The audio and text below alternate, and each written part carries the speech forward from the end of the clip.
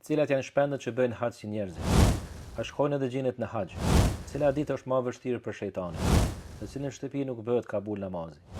Assalamu alaikum. Aleikum salam wa rahmatullah. Cilat janë shpendet që bëjnë haxh si njerëzit? Ata janë fluturuese në fakt dhe nuk janë shpende, në fakt janë xhinnat. Ata në formë të fluturimit të tyre kryejnë haxhin sikur që e kryejnë edhe njerëzit. A janë xhinët të obliguar të bëjnë haxh si njerëzit?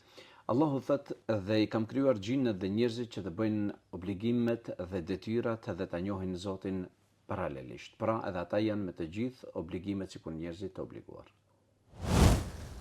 A bëjnë ata haxh në të njëjtën kohë me njerëzit? Allahu thëtë në Kur'an, el hajju ashhurun ma'lumat. Haxhi është në kohë të caktuar dhe në ditë të caktuara, pra patjetër të bëjnë në të njëjtën kohë sikur njerëzit. Cila është dita më e vështirë për shejtanin? Është dita e Arafatit, atë ditë kur shejtani i hedh pluhur vetvetes dhe fytyrës së tij, o mirë për mua, si ju përgjigjen gjitha miliona thirrjes së Zotit. A është dita e Arafatit dita më e madhe e nderimit dhe shpëtimit? Është e vërtet Allahu xhaleshanuhu më së shumti në historinë njerëzore fal dhe çliron nga zjarri i xhehenemit ditën e Arafatit. A mund ta shoh iblisi melekët? Iblisi i sheh melekët dhe si argument për këtë është po ashtu lufta e Bedrit, kur mushrikët e thirrnin iblisin i cili i manipuloi për luftë, atëherë ju thot, o sikur të shihnit ju ata që e shoh unë.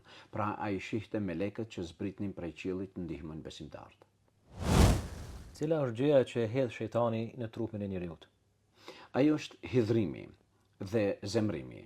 Dhe kjo është helmi më i fuqishëm i shejtanit që hedh në trupin e njeriut. Andaj thot pejgamberi Allahut, kur dikush për juve të hidhrohet apo të zemrohet, merrni abdest për shkak se abdesti dhe uji është ajo që e shun zjarrin dhe kjo që e hudh shejtani është zjarr. Cila është shtëpia ku nuk është e vlefshme falja?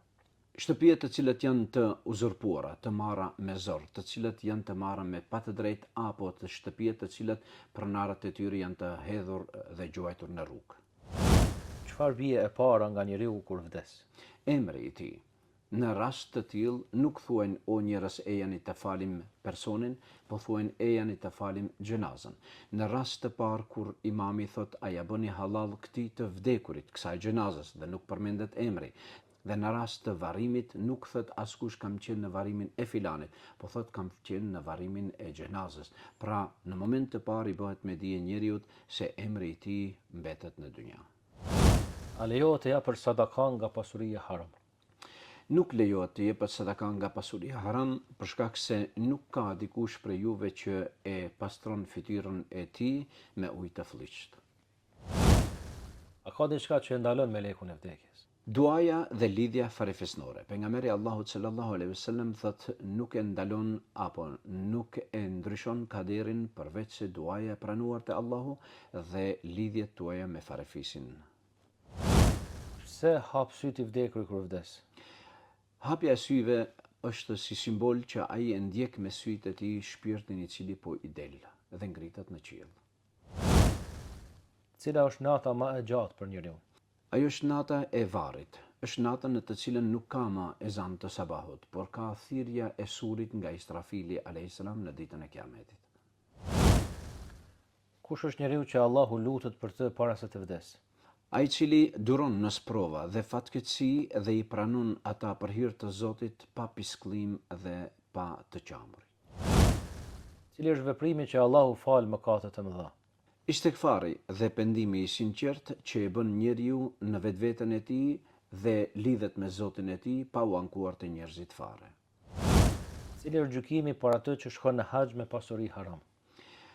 Ai do t'i thot Allahut në haxh, lebejk Allahume lebejk, tu përgjigja ti o Zot tu përgjigja. Allahu i përgjigjet la lebejk wala sa'dejk, hajjuka al-yawm marfudun alejk.